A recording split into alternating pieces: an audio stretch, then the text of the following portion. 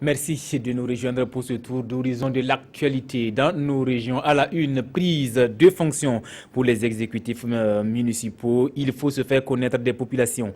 Avant de se mettre véritablement au travail, nous serons à Kosuka et à Guéguiri respectivement dans les régions du Nord et du Sud-Ouest. Présentés au grand public, ces élus s'engagent à œuvrer pour l'intérêt commun. À chacun son métier, dit-on. Dans cette édition, nous irons à Fadangourma à la rencontre d'une sexagénaire qui a fait de la transformation des pattes et des têtes de petits ruminants une spécialité donc de la soupe au menu. Mesdames et messieurs, bienvenue au journal. Passé les élections et les désignations des exécutifs municipaux, place au travail. Le développement ne saurait attendre plus longtemps, mais les populations ont aussi besoin de se familiariser avec les noms et les visages de ceux qui sont chargés de conduire les actions de la collectivité. Samedi dernier, les 74 conseillers municipaux de la commune rurale de Guéguéré dans la région du Sud-Ouest se sont prêtés à cet exercice. Ils ont été présentés à la population et aux partenaires techniques et financiers. Madou Ouedraogo, ici à Kanana, reportage. Élu le 21 juin dernier, le conseil municipal de la commune rurale de Guéguéré est ici présenté aux populations des 37 villages. Fort de 74 conseillers et dirigé par Nawenkoun Lucas Dabiré, c'est sous le signe de la continuité du progrès socio-économique de la commune que le conseil municipal place son mandat. La dissolution intervenue après l'insurrection des collectivités n'a pas permis qu'on achève certaines activités que nous avions entamées. Et fort heureusement, la population de Guéguéré nous a reconduit sa confiance et ce mandat viendra nous permettre de consolider ce que nous avions entamé. Un nouveau mandat qui devrait également intégrer certaines préoccupations de la population, notamment l'emploi de la jeunesse, le désenclavement de la commune, la santé entre autres. Des préoccupations déjà inscrites dans son programme pour les 5 prochaines années. Le lotissement du chef-lieu de la commune et éventuellement du village de Ténoulé, l'aménagement d'un marché central de Guéguéré, la réalisation d'infrastructures socio-économiques telles les boutiques de rue, l'allègement de la corvée d'eau chez les femmes par la réalisation et la réparation des forages à proximité des ménages, l'équipement conséquent des 9 CSPS que contient la commune et l'érection du CSPS de Guéguéré en centre médical. Des défis immenses pour le conseil municipal et pour y arriver, le maire et l'ensemble de ses conseillers municipaux disent compter sur le soutien des fils et filles de Guéguéré afin qu'ensemble, ils fassent de la commune de Guéguéré un havre de prospérité sociale et économique. Même rituel à Kosuka dans la région du Nord. Le maire a officiellement pris fonction suite au cérémonial conduit par le haut-commissaire de la province du Yatenga. Tout est prioritaire à Kosuka et le conseil municipal en a bien conscience. Il compte d'ailleurs sur le soutien de des forces vives de la localité pour mener à bien sa mission. Irénée Kaboré Moussaki. Kosuka, dans cette commune rurale située à environ 75 km de Waïguya, les ressortissants sont venus exprimer leur soutien au conseil municipal lors de l'installation du maire. Ils se sont engagés, y compris les résidents, à participer au développement socio-économique de la localité à travers les associations, projets ONG. Tout le monde est prêt pour accompagner le nouveau maire dans son plan de développement, dans ses initiatives. Et nous sommes vraiment engagés à le soutenir. Kosuka est une commune qui compte 19 villages où les voies terrestres sont difficilement praticables en cette période pluvieuse. C'est aussi le lieu où les enfants fréquentent les sites miniers. Pour résoudre ces problèmes, le conseil municipal a besoin de l'aide de la population. Moi, je suis convaincu que Kosuka a beaucoup de potentialités. Il suffit tout simplement qu'ils aient comme boussole le développement de cette commune-là et on ferait bouger beaucoup d'angles. Les 39 conseillers élus dans la commune de Kosuka ont été présentés au public. Des acteurs locaux qui s'activent pour la mise en œuvre du plan communal de développement. Le maire Issa Sawadogo, professeur des lycées et collèges, est du parti MPP. Puisqu'on parle de collectivité territoriale, arrêtons-nous un instant sur ce fait. Le ramassage des ordures, c'est aussi l'une des attributions d'un conseil municipal. À Bobo Dioulasso, c'est devenu presque un casse-tête pour les services municipaux. Les populations ont aidé à curer des caniveaux, mais l'enlèvement de ces ordures pose problème. Lamine Karantao, Moussa Sano, reportage.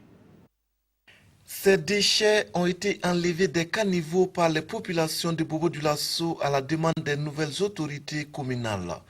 Mais depuis plusieurs jours, la promesse des autorités de les ramasser tarde à se concrétiser. À cause de cela, vraiment, on a des problèmes même pour stationner les clients. Donc vraiment, ça nous cause vraiment d'énormes difficultés. Notre appel, on les prie de venir ramasser. Souvent, les camions viennent pour décharger, il n'y a pas de place. Selon la direction des services techniques municipaux de Bobo-Dioulasso, le mécontentement des populations face au retard dans les ramassages des ordures est fondé. Malgré des difficultés, elle rassure que tout est en train d'être mis en œuvre pour l'évacuation de ces déchets. Présentement, au jour d'aujourd'hui, nous avons établi un programme pour l'enlèvement périodique. Et dès lors que vous rentrez en ville, vous constatez que si vous voyez un déblai aujourd'hui, demain matin à la première heure, ce déblai est évacué. C'est un travail de programmation. Comme vraiment Bobo est vaste, bon, on fait l'enlèvement secteur par secteur et en fonction de notre programme. Les nouvelles autorités municipales de Bobo-Dioulasso font en tout cas de la lutte contre l'insalubrité une de leurs priorités. Mais face au manque de moyens et aussi à l'incivisme des populations, le défi va rester difficile à relever. Tout autre chose à présent, avis aux employeurs. 200 enseignants issus de la première cuvée de l'école primaire, de l'école privée de formation des enseignants du primaire de Gawa Solidarité Sud-Ouest viennent d'effectuer leur sortie de fin de formation. Ils ont reçu les encouragements de leur marraine, la ministre en charge de la promotion de la femme. Sur le lieu de la cérémonie, retrouvons Justin Karabiri et Aboubakar Traoré. Au nombre de 295, ils ont tous réussi au certificat élémentaire d'aptitude pédagogique CAP et leur sortie de promotion se déroule ce samedi 6 août 2016. La première année, c'était la phase théorique et la deuxième année, c'était l'année des stages où nous avons été envoyés dans les différentes écoles d'application. Nous sommes prêts pour affronter, pour exercer le métier vraiment qu'on a choisi, corps et âme. Un engagement traduit aussi par leur thème de sortie, à savoir les défis de l'éducation face à l'incivisme. Ce qui ravit la marraine de cette première promotion de l'EPFEC Gawa, Solidarité Sud-Ouest. Je suis heureuse à l'idée que vous vous préoccupez déjà de l'épineuse équation de l'incivisme grandissant au sein de la société burkinabé. Cet incivisme ne peut être combattu que par l'éducation et seulement l'éducation. Pour le promoteur de cette école, le député Jacques Kodjo Palinfo, cette sortie de promotion est l'aboutissement d'un rêve. À l'occasion, ceux qui ont accepté partager son rêve ont reçu des certificats de reconnaissance. Donc 95 enseignants sur la place du marché. Je vous le disais également en titre, il n'y a pas de sous-métier, c'est connu. Allons à la découverte de Talari Diakouma, une commerçante atypique. Elle a fait de la vente de soupe faite à partir de bœufs, de têtes et de pâtes de petits ruminants, sa spécialité. Et l'étal de Dame Talari ne désemplit pas. Tout commence à l'abattoir de la ville de Fadangourma où elle se procure la matière première. Nestor Yougubari, Mamadi Ouedraogo, reportage. Abattoir de Fadangourma, c'est dans ce lieu que Talari Diakouma exerce son métier depuis une dizaine d'années. Elle débarrasse les têtes, les pattes et les peaux des animaux ruminants de leurs poils pour les rendre propres à la cuisson. Je viens tôt le matin payer les têtes des animaux avec les bouchers. J'arrange et je les revends avec mes clients. Il y a aussi des gens qui payent directement avec les bouchers et m'envoient pour débarrasser les poils. Le savoir-faire de cette dame sexagénaire attire bon nombre de clients de la ville de Fada et de certains pays de la sous-région. Je viens commander 15 têtes chaque jour, préparer la soupe, amener au bord de la route. C'est là-bas qu'on vend. Je suis venu ici payer les pâtes, ici donner les femmes. Arranger pour moi, envoyer au Ghana. Cette activité est une opportunité d'affaires pour cette mère de 7 enfants. Dans la journée, je peux gagner 10 000 francs ou 15 000 francs. Ce travail m'aide beaucoup. J'arrive à payer mes vêtements, les frais de scolarité de mes enfants et je m'occupe de leur santé. Exposée au soleil, cette dame garde le courage de poursuivre son activité qu'elle souhaite exercer dans des conditions meilleures avec ses 4 employés. Je souhaite la construction d'un hangar, d'un foyer et l'assainissement du lieu. Il me manque aussi du matériel de travail pour améliorer mon métier.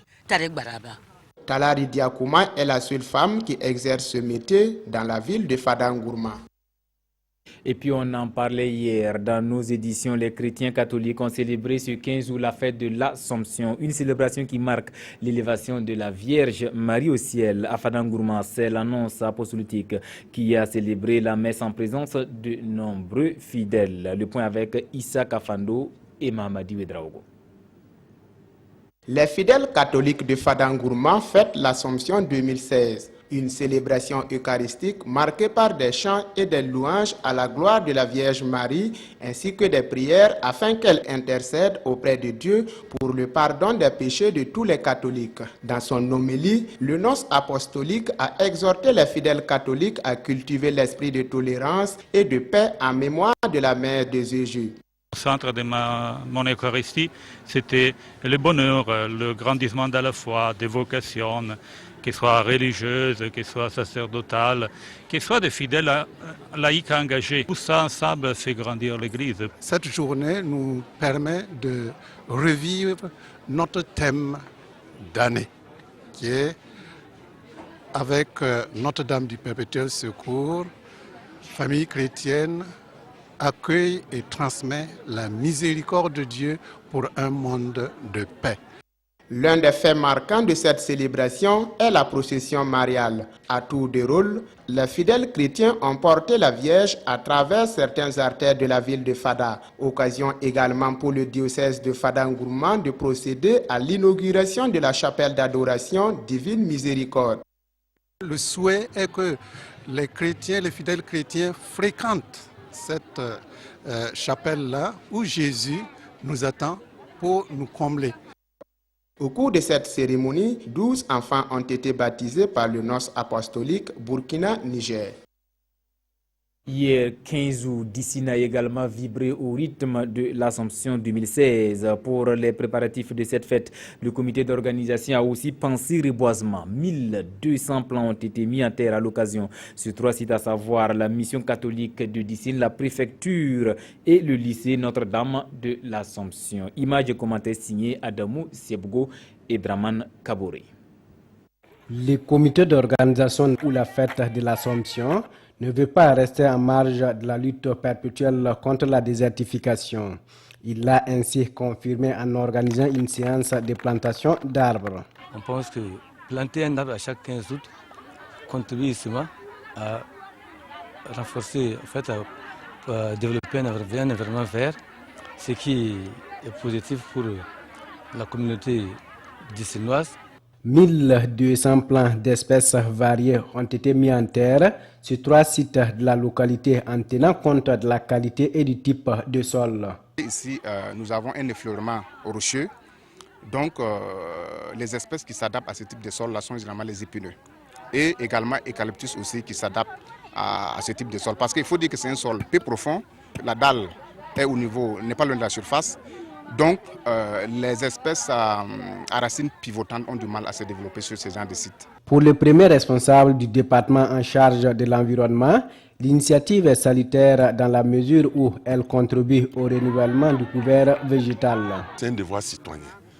Le gouvernement met à la disposition la technique, les plans et encourage le peuple à aller dans le sens, bien sûr, de la reforestation quand on sait que le désert n'a pas de frontières. Les organisateurs promettent mettre tout en œuvre pour assurer le suivi de ces plans avec le soutien des services de l'environnement qui sont les spécialistes en la matière.